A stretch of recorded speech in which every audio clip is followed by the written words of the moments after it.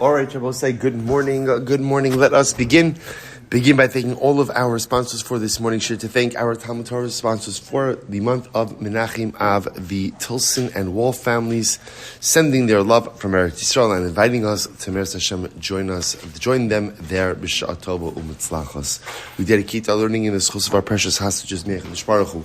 Return them to their families, B'Shalom and B'Karov, and we dedicate our learning in the schus of our precious and holy soldiers, Me'ech Baruch Hu, allow them to be successful, B'Chol Ma'aseh Yadeim. But so with that, let us begin. We have an incredible daf ahead of us today. Today's daf is Nun Zayin 57, and we are picking up on 56b, 2 lines up from the bottom, right at the 2 dots, which is the quotation from the Mishnah. Shlosha achin ve'echem mistayfei mayin, hare'ilu shlosha ejos ve'hein edos achos la'azama. So let's remember again, the Mishnah taught us a number of different halachos. Amongst them as follows. Primary amongst them was the concept that chazaka can be established through 3 different groups of witnesses testifying on 3 different years, right? So you could have group 1 testifying that Reuven occupied the land year 1, group 2, Reuven occupied it year 2, and group 3, Reuven occupied it year 3. And those 3 groups of witnesses, who are each only individually testifying about 1 year of occupancy, can combine to form the requisite chazaka unit. That was halacha number 1. The Mishnah then gave a very interesting variation of that case where, imagine the following situation. You have Reuven going ahead,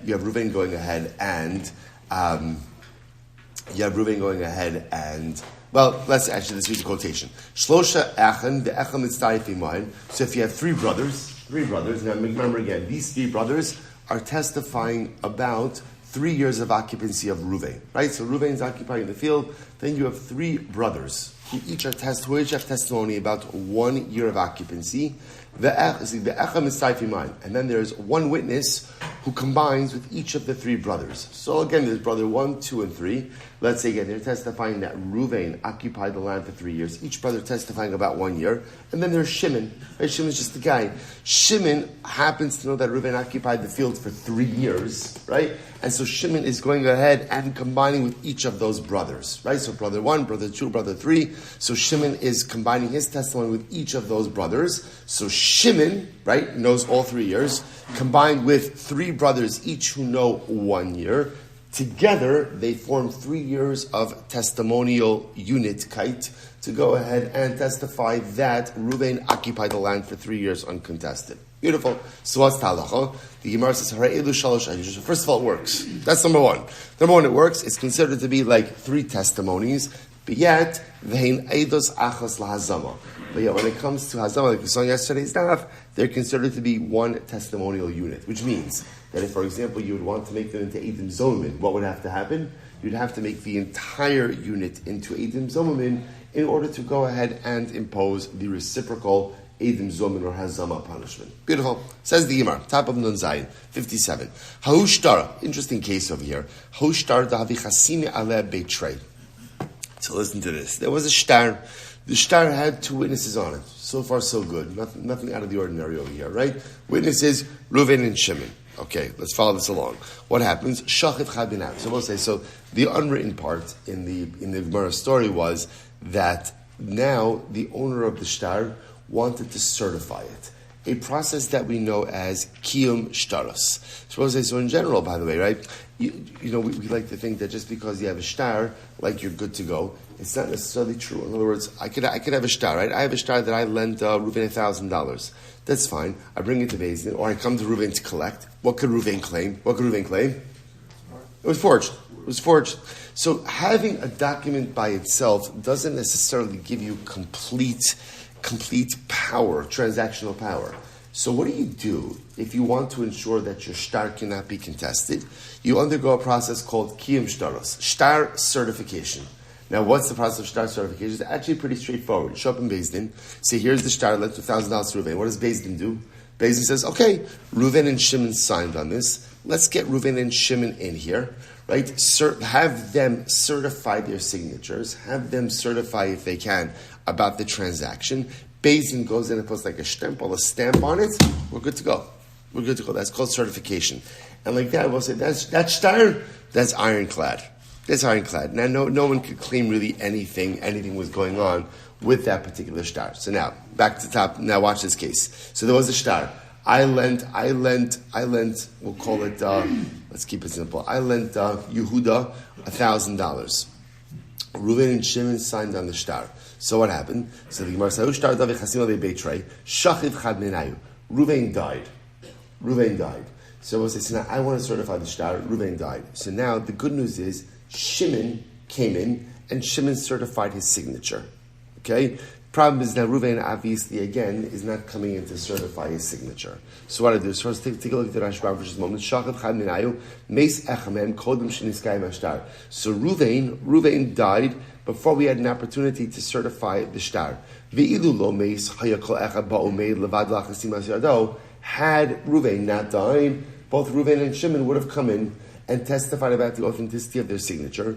Ve'in sarach l'tzaref imo acher. And you don't have to combine anyone else ultimately again with the aid. The Gemara says, Ela ne'eman lomar zek ksav yodi. This is what we just said before. The way it works at Kiyum Shtaros is every witness is believed to say, that's my signature. That's my signature. And you don't need any additional eidos on that. Okay, this is done fine. So I'll say, so now what happened? So now Reuven died. So Shimon came in and certified his signature. Reuven died, we need to certify signature. So we'll say, how do you certify Reuven's signature? How do you do that? Two witnesses come in and they say, that's Reuven's signature. Now obviously, the two witnesses have no knowledge about what occurred in the transaction. So the two witnesses are showing up and saying, that's Reuven's signature. Okay, watch this plot twist over here. Asa achua dahai dekoi. Okay, watch this. So it says what happened over here. This is great. So now, get our story straight over here. Shimon is alive and well, came into Beis Din, certified his signature. Reuven died. Supposed to say, who comes in to certify Reuven's signature? Shimon's brother, and another witness come in to certify Reuven's signature. Okay, so I'll say, so now, how does this work? Because now we've got two brothers testifying about the same thing. Not exactly the same thing, but kind of the same thing. So now we've got Shimon certifying his own signature. He showed up and said, yeah, that's my signature. And now Shimon's brother and another witness certifying Reuven, the now deceased witness's signature. So what do we do with this? So Ravina wanted to say, not a problem. Hainu masnisin. This is the same case as our Mishnah. What did the Mishnah say? Gimel achin ve'echam istayfei mahin. It will say, what was the case of the Mishnah? You have three brothers, right? Each testifying about 1 year of Reuven's occupancy, and then another witness, right? Unrelated witness who combines with the three brothers, right? Who saw all 3 years of Reuven's occupancy. He combines with each brother to form the complete testimonial unit of Chazaka. So you see from here that it's not a problem to have brothers involved in different components of the Eidos as long as they're not testifying about the same thing. Right? See, that's what's happening over here. We'll say, why do we accept the brother's testimony in the Mishnah's case? Why do we accept it? Because the brothers are not testifying about the same thing. Brother 1 is testifying about year 1, brother 2 about year 2, brother 3 about year 3. They're not testifying about the same thing. The one who's testifying about the same thing is the unrelated aide, right? The unrelated guy, we call them Reuven, who's testifying with all the brothers. So too over here, Ravina wants to say, in this case over here, Shimon's testifying about his signature, and what is Shimon's brother testifying about? Shimon's brother is testifying about Reuven's signature. So the Parashas, you're not testifying about the same thing, so it should be fine. Rav says, no. Me dummy. How can you compare these cases? Hasam lo nafik nichi riva demamona apuma da'achi. So I said this is very interesting. So if you look in the case of the Mishnah, so in reality, only a quarter of the claim is really supported by brothers. What do we mean by this? So I both say brothers, right, combined, could only comprise 1 unit of testimony, right? Let's say then the other guy, Reuven, who was testifying with each of the brothers, he's considered to be an independent aide for each year. So essentially, we look at the brother's testimony as 1, Ruvain, the independence aid, as 3. So it turns out that 3/4 of the aidus, so to speak, is coming through Ruvain, and only 1/4 is coming through the brothers. Okay, we could tolerate that. But watch this. Both in the case that we just quoted over here, right? In the case of Ahushtar, the case of the top of the Amid, in fact, if you think about it, 3/4 of the testimony is coming through brothers. How so? Watch this. So Shimon, right? Shimon, remember again, going back to the Shtar case, Shimon is testifying about his own signature. What does that count as? 50%. 50%. Now Shimon's brother is going ahead and half of the testimony on Reuven's signature, which makes that another 1/4. So 3/4 of the testimony is coming through brothers. The Gemara says, too much. In other words, when we can go ahead and again I will say, lav dafka that it's necessarily a 1/4, but what I'm saying is, when a significant minority of the testimony is coming through brothers, and couple that with the fact that the brothers are not actually testifying about the same thing, we can deal with that. When you have an abundance of testimony coming through the brothers, then ultimately, again, that is going to be a bit too much. Okay, it's just differentiating the cases. Incredible. I will say, new Mishnah. Elu dvarim sheishan chazaka. This is a great case. Ve'elu dvarim sheishan chazaka. These are the things that create chazaka, and these are the things that don't create chazaka. And I both say, now, what does this mean? So remember again, chazaka 101. How do you establish chazaka? Chazaka is established through uncontested use, right, for a prolonged amount of time. What the Mishnah is now telling us is, but it only works if it's the kind of use that's demonstrative of ownership. Versus, there are types of use where someone could allow you to use their property for a prolonged amount of time because it doesn't matter to them what you're doing. Right? It's just inconsequential. In other words, we spoke about this, that in order to establish chazaka, it's not just uncontested use. It's uncontested use that's demonstrative of ownership. But if you're using the property in a way that's not demonstrative of ownership, i.e., the owner knows that you're using it, but maybe he just doesn't care. It doesn't matter to him, then that's not going to be demonstrative of ownership. So watch this. So these are the activities that ultimately, again, can result in chazaka. And these are the things, these are the activities that are not demonstrative of ownership, therefore will not result in chazaka. Here we go. So say, now listen to this, right? I have an animal. And again, we're going to define the scope of this Mishnah, what kind of case we're talking about over here. But what happened? I go ahead and I establish or I leave an animal in a chatzar. So in other words, I have an animal, Reuven has a chatzar. I allow my animals roaming around Reuven's chatzar uncontested. Or tanur ve'rechaim b'kirayim. Or I place my oven, my stove, I put that in someone's chatzar. Or megaydel tarnagolim. Or I let my chickens roam free in someone else's chatzar. V'nosein zvalo b'chatzar. Or I put my manure, right, in someone's chatzar, in a chazaka. These are all these cases don't establish chazaka. So we'll say, so again, it sounds a little bit strange because, I don't know, it sounds like usage of ownership. So we'll define in the Gemara why this isn't chazaka. What the Gemara is teaching me is, if you do these things for a prolonged amount of time in someone else's chatzar, and they do not contest it, you can't claim chazaka based on that. That's it. So that's halacha. Aval. However, now watch this. But if you made a wall, so in other words, let's say I put my animals in Reuven's field and I made a pen. Around them, right? I created a wall, right? Or 10 tfachim high.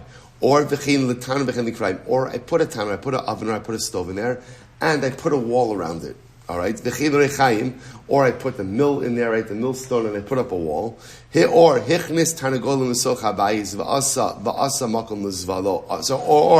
I put chickens in the house. Right? Or, for that matter, I didn't just put manure in the chatzah, but I made a makom for it. What does it mean I made a makom for it? Amuk shlosha, meaning I dug down into the ground and made like a manure pit.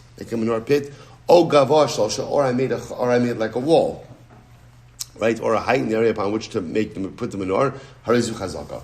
This is a chazaka. Okay, so we'll say so now. It seems a bit arbitrary because remember again, it's the same activities.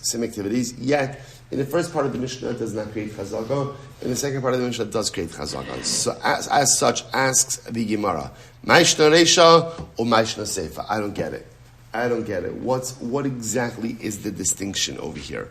So we'll say now watch this. So the Gemara gives an interesting idea over here. Amra Ula, so Ula says, Kol she'ilu b'nichse ager kana b'nichse chavero kana. Kol she'ilu b'nichse ager lo kana b'nichse chavero lo kana. So we'll see, so remember again, hearkening back to our previous sugya, nichse ager. So what happens in nichse ager? Ager dies with no inheritors. So what's the halacha? Who gets his property? It's hefker. So we've already established, though, like in any item of hefker, in order to acquire it, you need a ma'aseh kinyan. You need an active acquisition. So Rabbi says, now the shaila becomes, so therefore Ula says as follows. Essentially, whatever type of activity works to acquire the ownerless property of a ger, works to establish chazaka. And whatever does not work to acquire the property of the ger, will not establish chazaka. So let's analyze this. Let's analyze this a little bit. So take a look at the Rashbam for just a moment. The Rashbam says, Kol she'ilu b'nichse ager kana kegon asiyas mechitza v'rafak ba'parta. So, for example, right, when it comes to going ahead and acquiring nichse ager, so how do you acquire nichse ager? You put up a wall, right? So putting up a wall absolutely allows one to establish chazaka.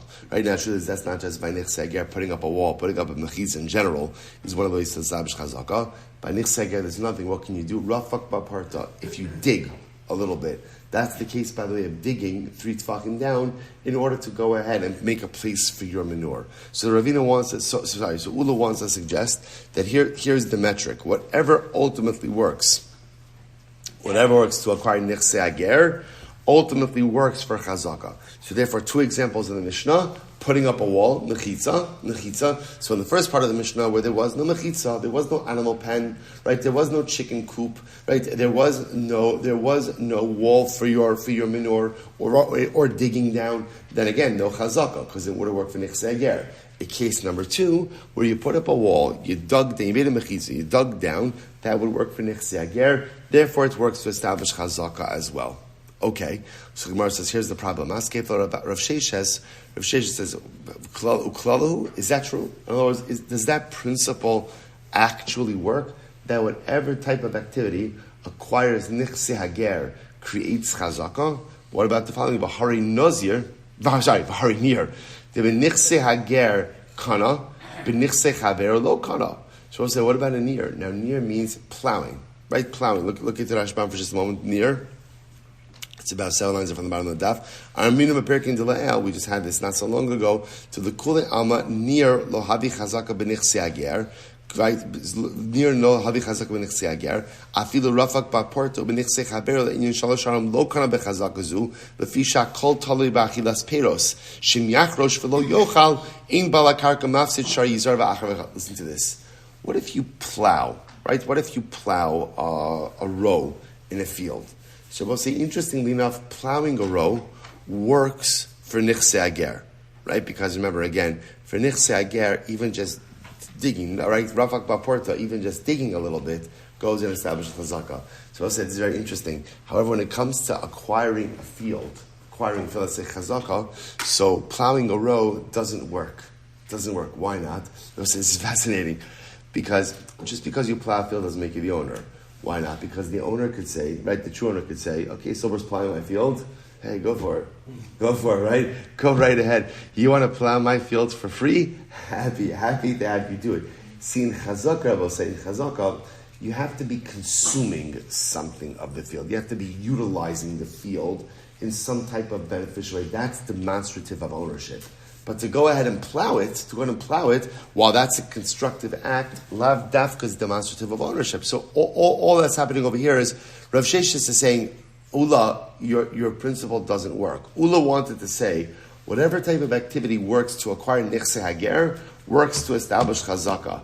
Comes along Rav Sheshes and says, not true. Not true. Plowing is a perfect example. Plowing will acquire nichse hager, right? Because for hefker, in general, for hefker, all you have to do is something demonstrative of ownership in some way, right? Of usage of ownership, right? So plowing will work, digging will work. When it comes to chazaka, it's actually interesting. It's funny how, like, the further we go along this parak, the more we refine our definition of chazaka. So now we'll say, it sounds like what Rav Sheshes is saying, but if you think about it like in a nuanced fashion, it's not just usage demonstrative of ownership that establishes chazaka.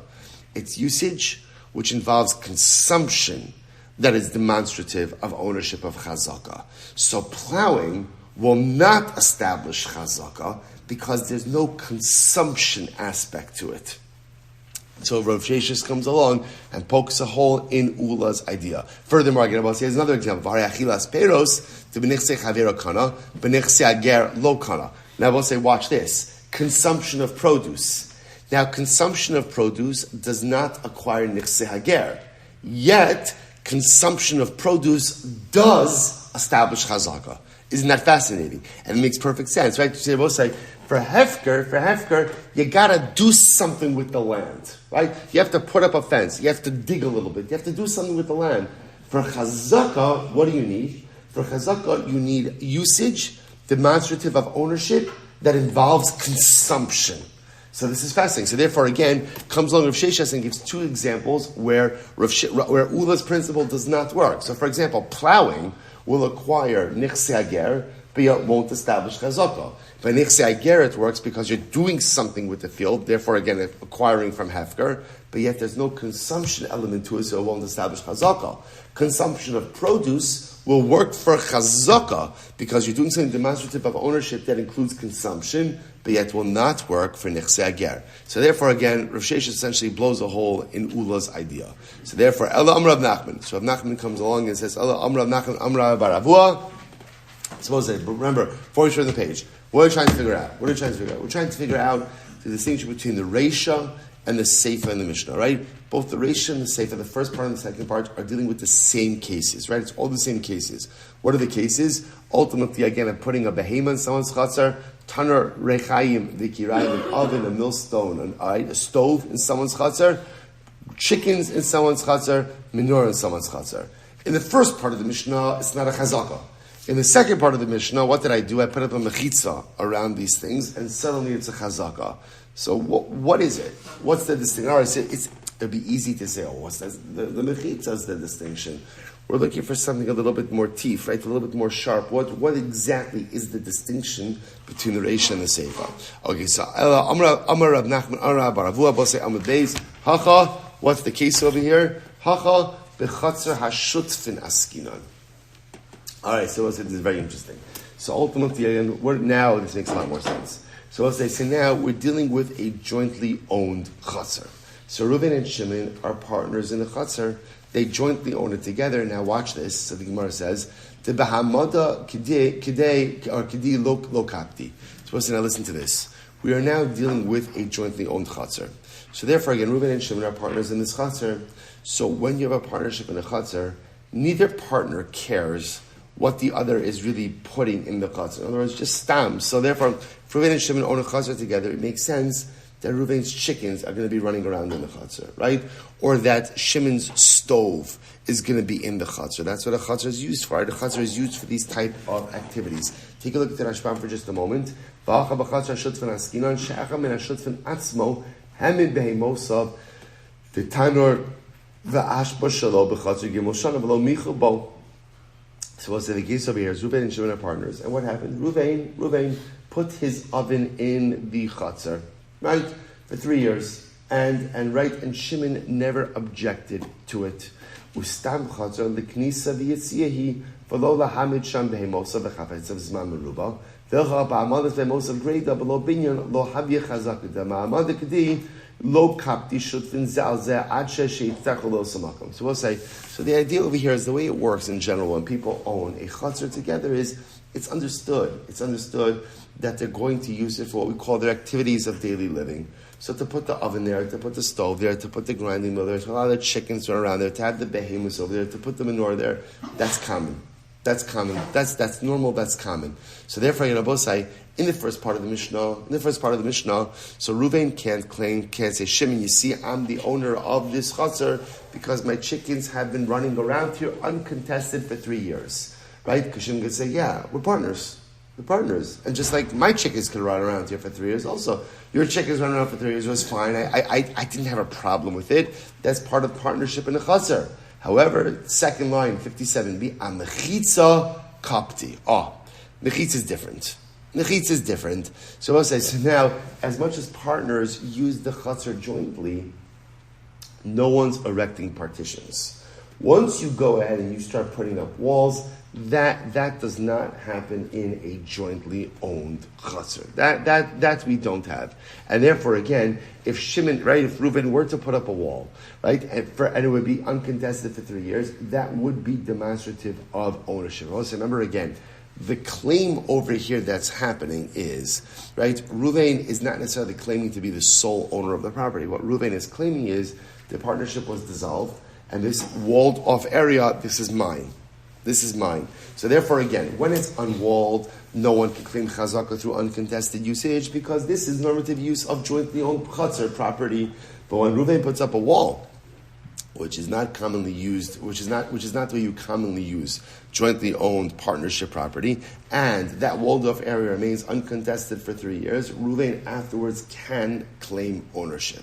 So the Gemara says, okay, is that true? Is that true that in a jointly owned chatzar, partners don't mind this type of usage? The oven, the stove, the millstone, the chickens, the behemoths, the manure. You don't mind that? So the Gemara says, what we learned? This is a little bit of shifting gears over here. Hashutfin shenadru hana'al zemizeh. All right, so this is an interesting case. Reuven and Shimon are partners, and then what happens? They took a neder not to get benefits from each other. Not very helpful to the partnership. They made a neder not to get hana'ah one from the other. So what's the halacha? Asurin likanis l'chatzar. So I'll say, listen to this. So neither could enter into jointly owned property, right? Which makes sense. Because if Reuven and Shimon are partners, right, they own a chatzar together. Reuven said, Shimon, I'm not going to get hana'ah from you. Shimon says, Reuven, I'm not going to get hana'ah from you. They can't enter into jointly owned property because that would be getting hana'ah one from the other. So what do you see from here? Now, here's what's interesting. What's considered to be hana'ah? What's considered to be hana'ah is just walking into the chatzar. So what do you see from here, Bosai? You see from here that shutfin partners would normally be makbid, even just on any type of usage of the chatzar. In other words, that based on this, in other words, the fact that it's usher if they make a neder not to benefit from each other indicates that they are makbid on how the other uses the chatzar. If that's the case, then Bepashtas, Reuven and Shimon would be makbid not to allow the other to use it for the chickens, for the animals, for the manure, and so on and so forth.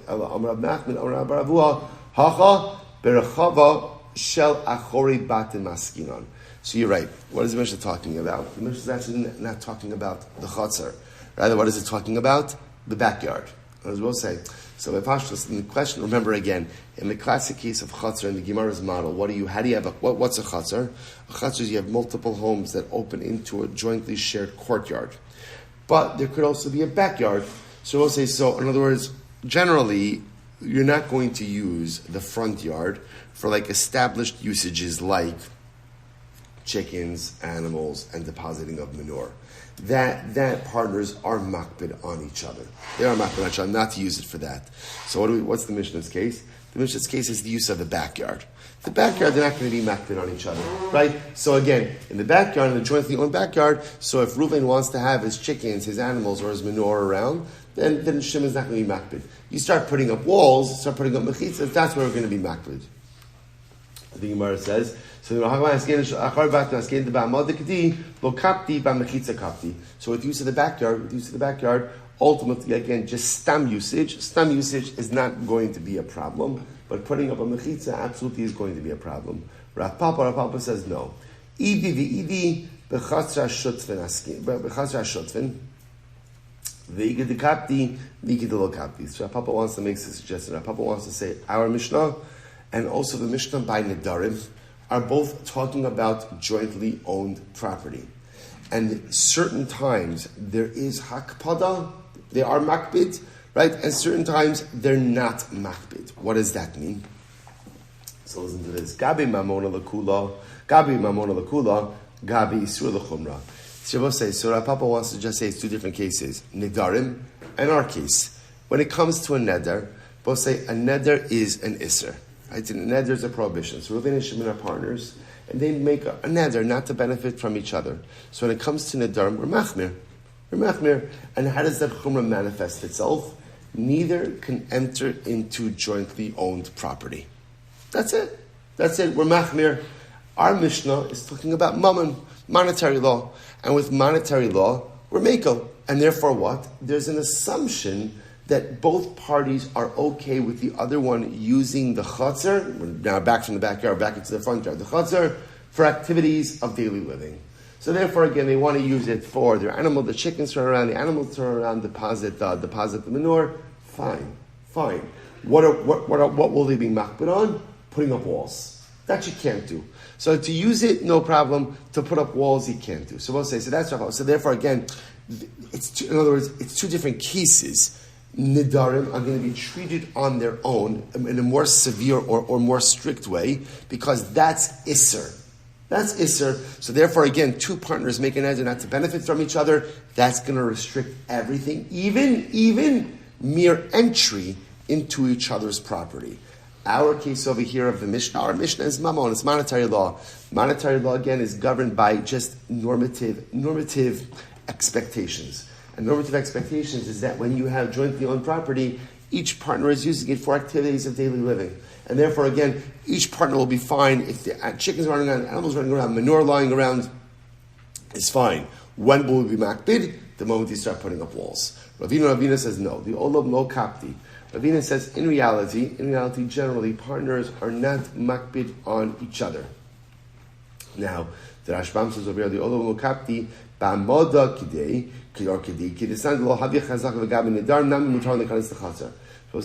Rabina says, in general, partners are not makbid on each other when it comes to usage of the chatzar. Right? Again, that's what partnership means, right? That's what it means when you own property jointly, that each partner is not makbid with the other. So as I say now, just understand what the problem with that statement is. If that's true, then our Mishnah makes perfect sense. The Mishnah in Nidarim is problematic. Because if it's really true that partners don't care when just the other uses the property in a normative way, then if that's the case, then Reuven and Shimon partners who made a neder not to benefit from each other should be permitted to enter into each other's property or jointly own property. What's going on over here? So I said, now watch this. Vahamani, whose opinion does this reflect? Rabbi Eliezer. It's Rabbi Eliezer. Now, both say this is fascinating. The Sanya, Rabbi Eliezer Omer, afilu vitur asar b'muda hana. So we'll say Rabbi Eliezer takes a much stricter approach to Nidarim. In other words, in general, we say partners are not makbid on each other, and therefore, again, when Reuven and Shimon own property together, they allow usage one to the other, and that's our Mishnah. That's why, again, if Reuven starts putting his animals or his chickens or manure it's fine. It's fine. The only time it's not fine is when you begin to put up walls, right? You erect partitions. That's when it's not fine. But stam usage is fine. But one second, if stam usage is fine, then if Reuven and Shimon are partners and they make an neder not to get benefit from each other, why can't they walk into jointly owned property? To which Ravina says, because that's reflective of another extreme opinion by Nidarim. Who's the extreme opinion by Nidarim? Rabbi Eliezer. What does Rabbi Eliezer say? That even Vitor is asr. Let me tell you this outside, then we'll see it inside. So the halach is like this. It was common practice that when you bought goods, it was common, you would go into the merchant. You'd go in, for example, the Rashbam's example is nuts. You'd go into the merchant to buy walnuts. So what happened? It was common that when you bought, I don't know, whatever it is, a kilo of nuts, that what would the merchant do? He'd give you an extra walnut. That's called vitor. That's called, right, like mevater, like yeser, extra.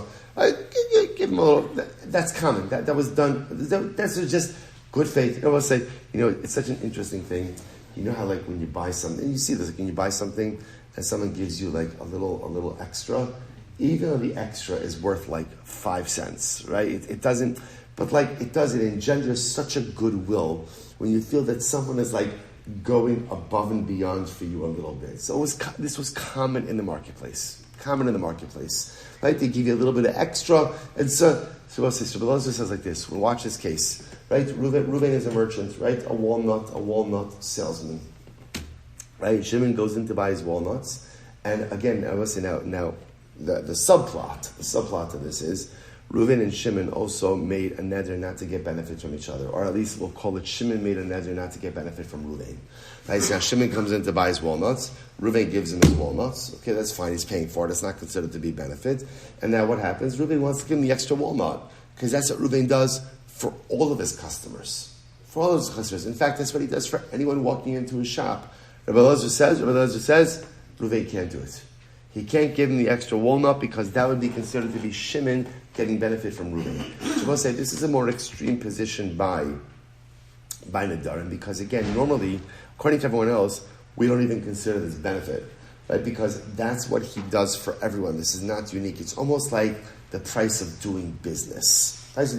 Yet, Rabbi Elazar says that it's Asr. So therefore, again, I will say the Mishnah of Nadarim reflects the view of Rabbi Elazar. So the same Rabbi Elazar says that Reuven the merchant can't give Shimon the extra nut.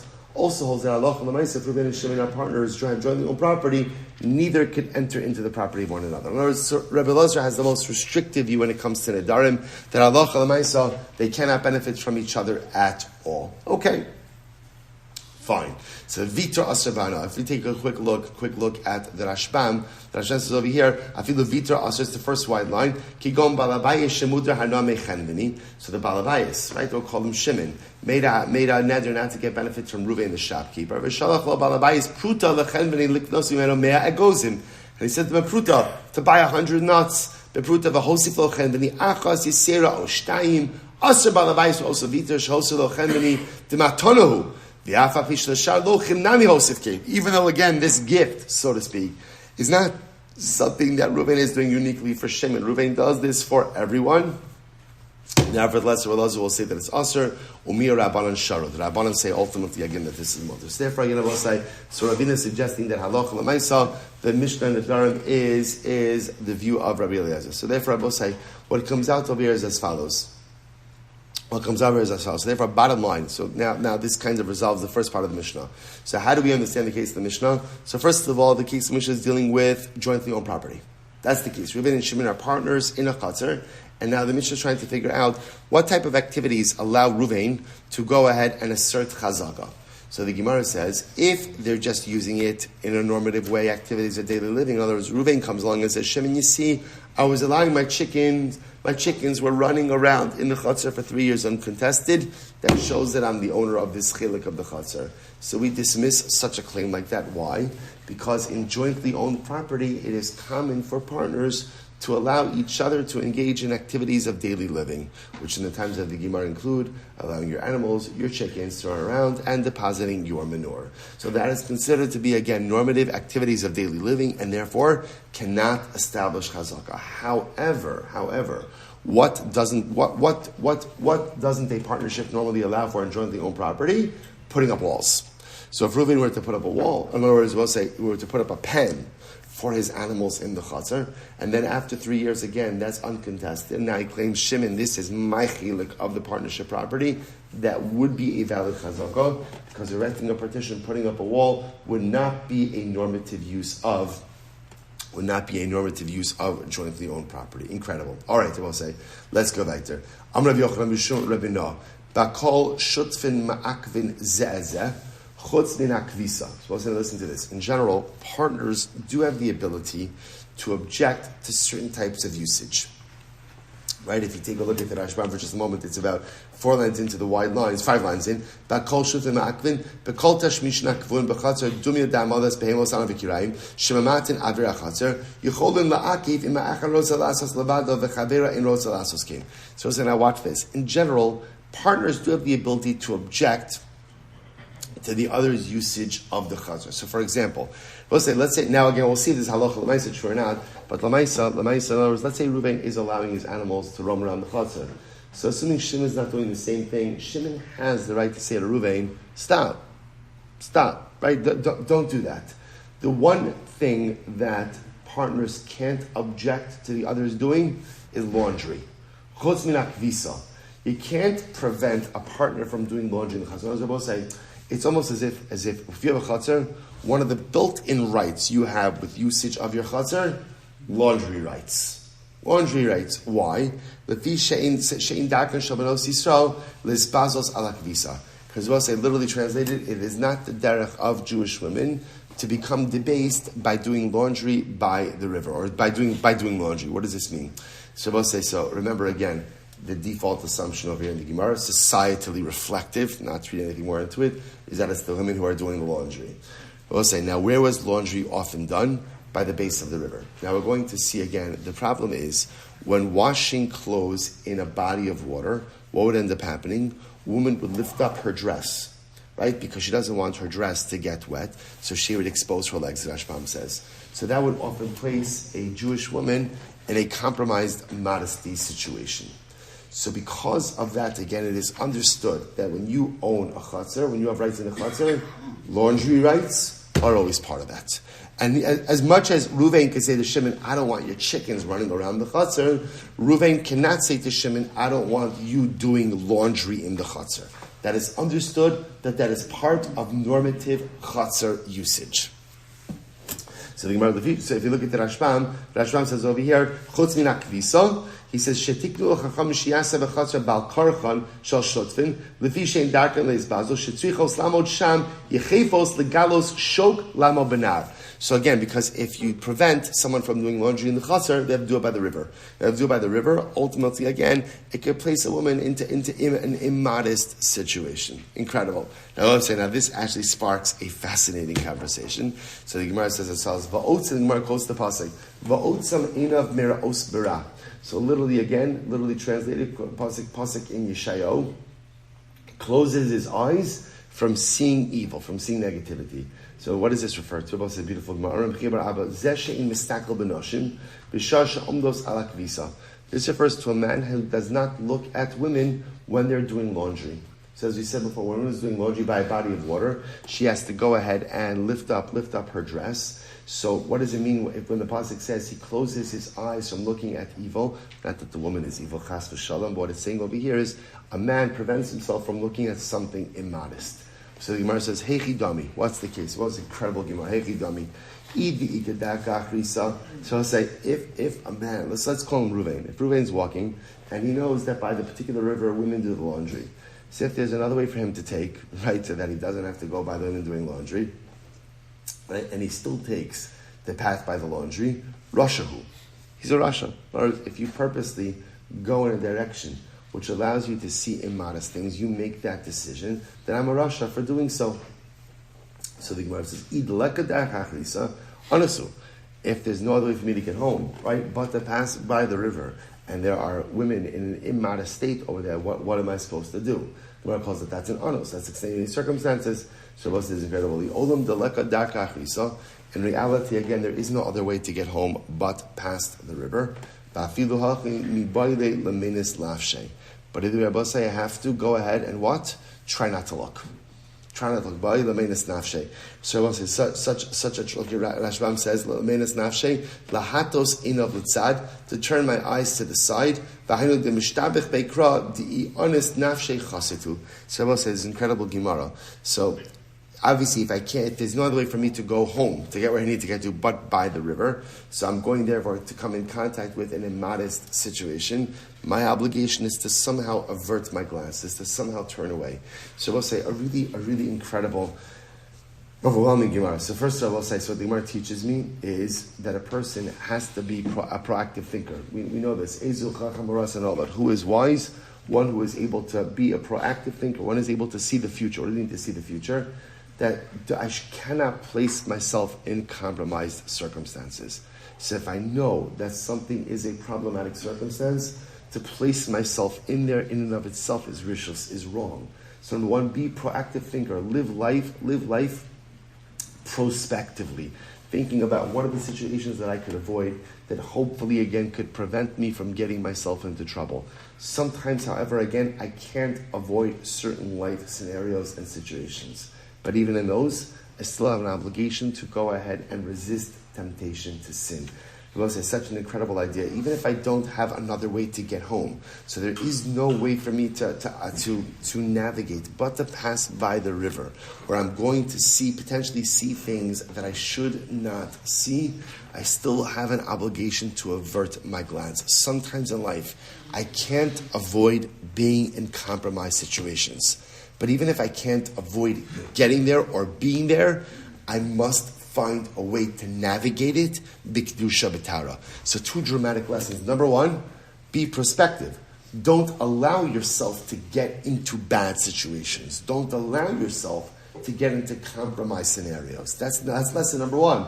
Lesson number 2, sometimes again you can't avoid it. You just are where you are. Even in those situations, a person never has an excuse to say, well, I'm already here, what could I do? But even if I find myself against my will placed in a compromised situation, I still have an obligation to navigate it, b'kedusha b'TORAH. Incredible. So now we'll say, I want to give you just coming attractions. We have Agarata.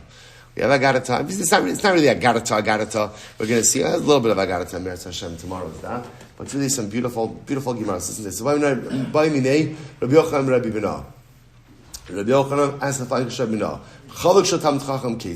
what does the robe of a Talmud Chacham look like? In other words, what are the measurements of the robe of a Talmud Chacham? So kol she'im b'sar nir mitachtav. So I'll say, so the idea over here is that the robe of a Talmud Chacham has to extend so that his legs are not visible. Right? Literally, again, you can't see his legs. Rashbam points out to her that even if he walks barefoot, you can't see his feet. So it goes down to the ground. Okay? Talish Talmud Chacham ketzad. What about the talis? What about the cloak? Right? The cloak of a Talmud Chacham. So the first one is a robe. This is now a cloak. What about the cloak of a Talmud Chacham? How long does it have to be? Kol she'in chaluko nira mitachtav tefach. So the idea is that his robe should not extend more than a tefach underneath it. It should not extend more than a tefach below it. Shulchan shel Talmud Chacham ketzad. Rabbi says beautiful. What does the table of a Talmud Chacham look like? What does the table look like? This is fascinating. Shnei shlishi gdil ushlishi galoi. So I'll say now. Remember again, the way they used to eat was at individual tables. So if you can imagine, it's like a tray table, right? So what does the table of a Talmud Chacham look like? So I'll say, so first of all, 2/3 of it, right? The closest 2/3. Let's talk about the width of the table now. Because remember, I will say, this was like a table for one. It's not like the table we think about. Everybody had their own table. So Talmud Chacham has his own table. So how is the table of a Talmud Chacham arranged? So 2/3 of it is covered. So the 2/3 closest to it of it is covered with a tablecloth. Now we'll say, the Rashbam points out over here. He says, well, let's read it. So 2/3 of the table closest to Talmud Chacham ultimately again are covered. Ushlishi galai, the third that is furthest away from him, like the last third of the width, furthest away from him is uncovered. Va'alav ka'aros v'yarek, and on that you place the pots and the vegetables. So we'll say it's fascinating. The tablecloth served 2 purposes. First of all, you put your bread down on the tablecloth. The tablecloth was also the napkin. It's also the napkin that Rashbam points out. That's what you would wipe your mouth and your hands with. So 2/3 covered, that's where you place your bread. That's what you wipe your mouth with. And the 1/3 that was uncovered, ultimately, again, that's where you go ahead and you place the pots and the vegetables and everything else. So I will say, I'll just mention, we'll have to stop a little bit for today, but I'll just mention something amazing. What's the pshat with this? Right? What does the clothing of a Talmud Chacham, right? So the Talmud Chacham's robe has to be long enough to cover his feet. And his cloak has to be long enough that not more than a tefach of his robe extends underneath. And what does his table look like? His table is 2/3 covered, 1/3 uncovered. And the bread goes here and the vegetables go in the pot. I was saying, what makes a Talmud Chacham a Talmud Chacham? What makes a Talmud Chacham, right? What allows for life excellence? And the answer is Seder. Order. When there is structure to your life, that allows you to self-actualize. The greatest challenge of us that sometimes we have to live in is that we don't have structure. So I'm over here, I'm over there, I'm on this, I'm on that, I'm looking here, I'm looking that, and I'm never focused on what has to get done. I'm always distracted. And when I am distracted and when I am all over the place, so often what's happening is I end up doing a lot of things, But most of them are 70%, 80%, 85%. That's what happens. What makes greatness? Or what is the structure or what is the rubric, or what is the framework that allows for structure, that allows for greatness? Structure. When a person has a seder in life, I will say this is why. This is why, by the way, when we speak about learning, if you notice, the conversation is never about learning. How do Chazal refer to learning? How do they refer to it?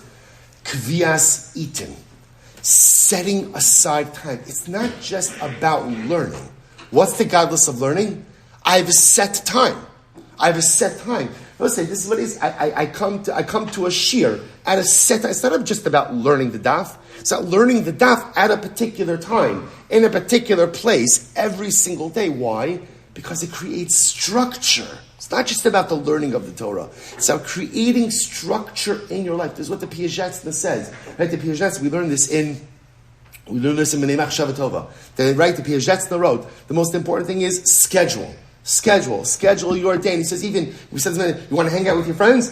Go for it, Piazetzna says. How much time? When are you doing it? Where are you doing it? Where does it begin and where does it end? If there's structure in life, you could accomplish so much. Lack of structure, you end up doing a lot of things. Most of it is fine, but you never really advance your life agenda. The Gemara says, how do you know what a Talmud Chacham is? Talmud Chacham is someone who has seder, has order. He has order in the way that he dresses. He has order in the way that his table is arranged. Everything has a seder. Because when there is structure in life, structure can't always be so rigid, because sometimes you have to pivot a little bit. But when there is structure in life, excellence is sure to follow. So stop over here for today. More incredible Gemara tomorrow. Shkoyach.